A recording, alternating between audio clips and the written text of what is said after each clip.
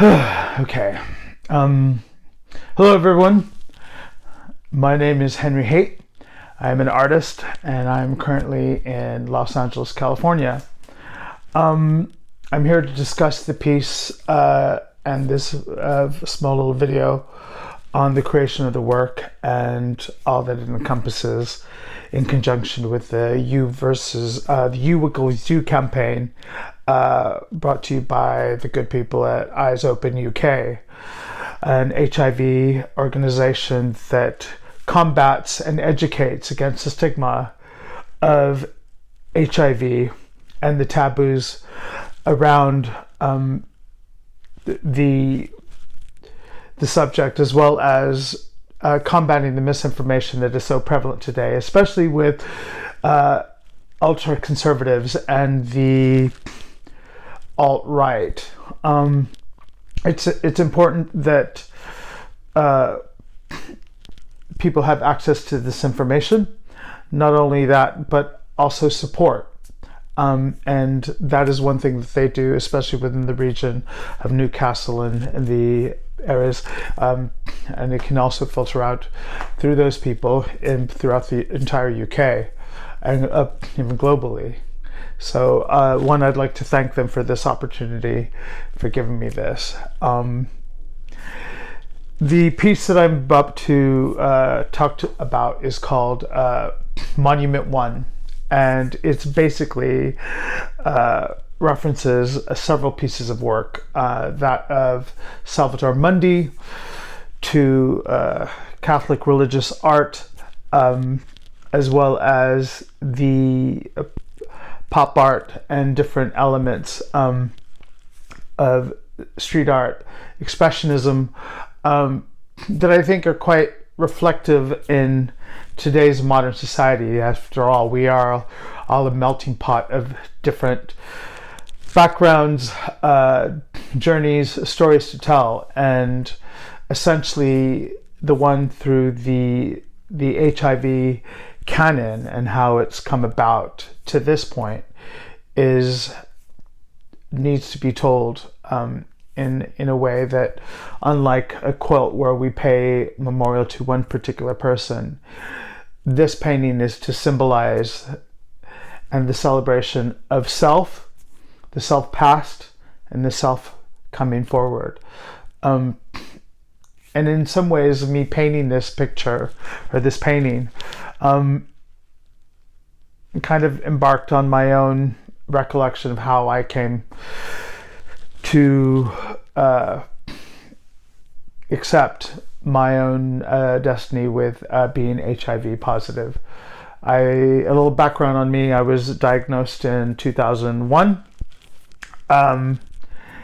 and for about 9 years, I didn't take any HIV meds or anything. I was getting tested twice a year regularly, and by the request of my doctors, they said I didn't need it. But then after, as you can see within some of the exhibitions of what happened to me around 2009, within a week, I was outed for my HIV status, being also a celebrity tattooist and having high profile clients. A very unsavory article. And then within 2 days later, my ex-husband's mother died, and I wasn't allowed to leave the country because the Home Office had my passport. So a very stressful period, and me and my ex-husband were at the time not together to be there for each other.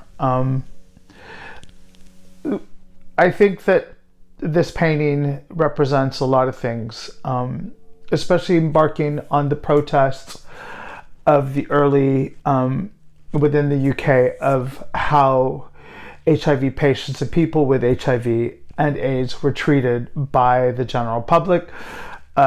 Also, there was this fear factor and fear mongering of these people being less than or a biological threat to the greater society or greater good of people.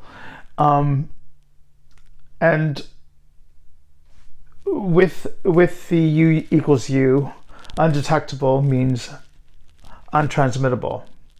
But in this painting, I reversed it because untransmittable also means undetectable. And that's one of the things that I wanted to drive home with this, because not everybody is going to actually, when they see this work, they're going to see that first. And two things come to mind: untransmittable, undetectable, unendangered species. That being that you are no longer going to die. It's not a death sentence that it used to have this ugly connotation with. And there's still a lot of stigmas and taboos through misspread information, especially right now that there seems to be this predetermined narrative within pushing a particular agenda. And the pushback from this should come from art and culture and a place of love. And with this, I intended to make that possible.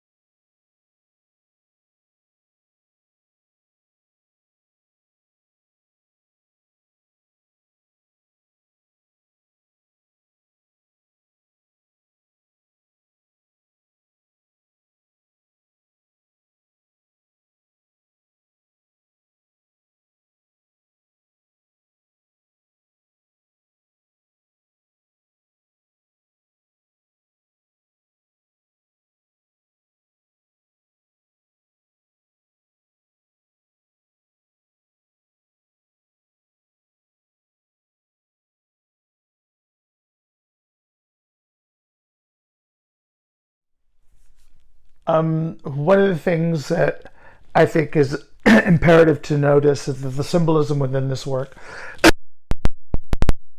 um, the significance of the leather jacket, that a lot of queer men and people of the LGBTQ plus community. Did I get it right? Yeah. LGBTQ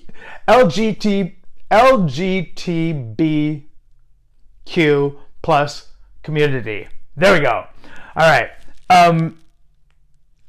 All had leather jackets during the early days of this, and it was kind of like the punk thing. It was an emblem of strength, and I looked at it as a symbol of honor. I definitely, in the late '80s, in my late teens and early 20s, went to some of these ACT UP and Queer Nation protests, and it was a symbolic thing that I look, especially now, that although we felt very vulnerable under an attack, the leather jacket represented an armor. And in the painting, the model, who is an actual person who lives in Canada, who I will not give his name, because like many legendary paintings, there always seems to be a myth. So I don't want to give a lot away other than he's a real person, he is a ginger, and he lives in Canada. That's it. But the bare chest signifies the openness and the fragility of the exposure. If you cut, we will bleed. The hand as in benediction pose symbolizes the blessing of oneself and to others, that you are loved despite whatever your gender, your status, walk of life, ethnicity. You are loved. The badges within the pin virtually signify the organization Eyes Open UK, to remind ourselves to be aware of ourselves get tested, know our knowledge, and knowledge is actual power, to symbolize some of the artists within the arts, as well as in fashion and theater, movies, cinema, and culture in general, that we have lost due to this, and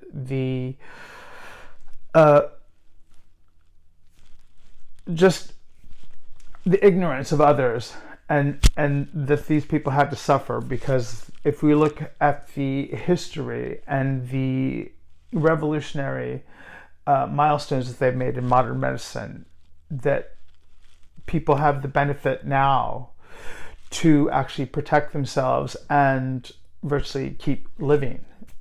Life is precious. The gold is representational of religious and Orthodox paintings. I, though, do not aspire or indoctrinate myself to any organized faith or religion.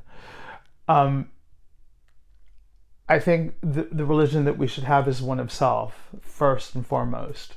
And within all historical paintings, a gold painting, from the Lady in Gold to religious paintings to Art Deco paintings, they all had this, that you have value, that you are of worth. The orb, virtually, especially for me, having to go through a combination to where we find that undetectable status. Mine wasn't easy, because I went on one particular prescription that I had night terrors. I didn't sleep well, very edgy, and that was a bit of a stressful moment for my husband at the time. And then I finally found a combination that worked.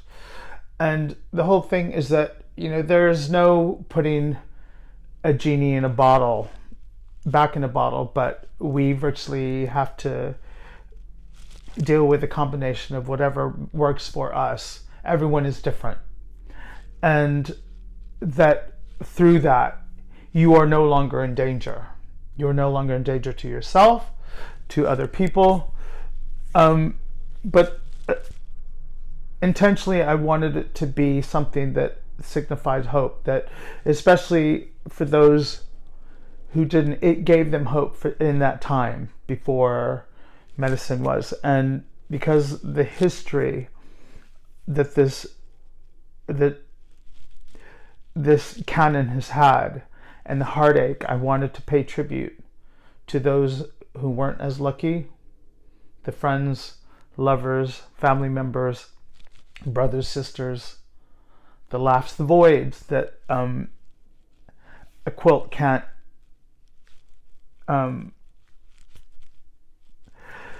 so much honor for just one particular person, but I wanted to encompass a lot, and this was my way of trying to do it through the classical symbolisms within in a modern context.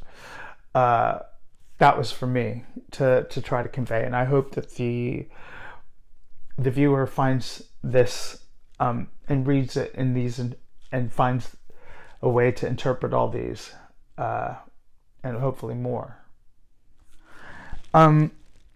Lastly, I would hope that everyone know their status, to get tested, to, if you hear misinformation or ignorant talk of the topic of HIV and AIDS, to help spread the message that undetectable means untransmittable, and that you come from a place of love and that you have value. I'd like to thank again Eyes Open UK, Arts Council England, the good people of Newcastle upon Tyne for giving me this massive opportunity, because I tell you, having to work on this and deal with my own insecurities and history, I kind of felt like the Whore of Babylon painting the Sistine Chapel. And again, this comes from a place of doubt, and I think that this tension and creativity that artists have, we tend to doubt ourselves. I don't want to say this is some poetic curse, but when it comes to the self-love is really hard, and we push through that. Life can be a struggle, but can it also be a very beautiful thing? And I hope that those and all of you keep going. I'd also like to thank Glenn Anderson for making all of this possible. So with that, I would like to say thank you. Look after yourselves. Spread love and joy. Take care.